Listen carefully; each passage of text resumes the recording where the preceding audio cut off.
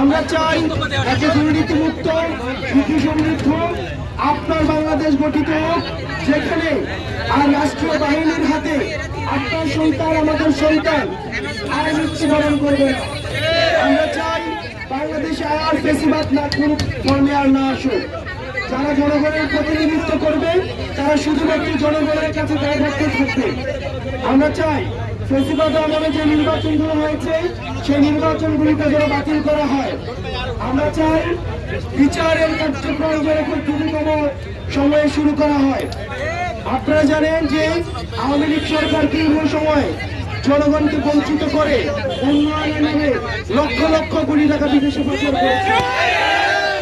আমরা চাই এই সরকার এই টাকাগুলো পুনরুদ্ধার করে একই সাথে সাথে আওয়ামী লীগের যে অর্থনৈতিক ব্যবস্থা রয়েছে সেই অর্থনৈতিক ব্যবস্থাকে আওয়ামী লীগ দ্রুততম সময়ের মধ্যে আইনের মধ্যে নিয়ে এসে এই আর্থিক যেই বিষয়গুলো রয়েছে সেগুলো জনগণের কাছে উন্মুক্ত করে দিন। প্রিয় ফটিকছড়িবাসী, আমরা চাই না যানজট সৃষ্টি হয়ে এখানে জনদুর্ভোগ সৃষ্টি হোক। আপনাদের সাথে আপনারা কষ্ট করে এখানে এসেছেন, আপনাদের সাথে আবার দেখা হবে এবং এনসিপির সাথে আপনাদের এই যাত্রা অব্যাহত থাকুক।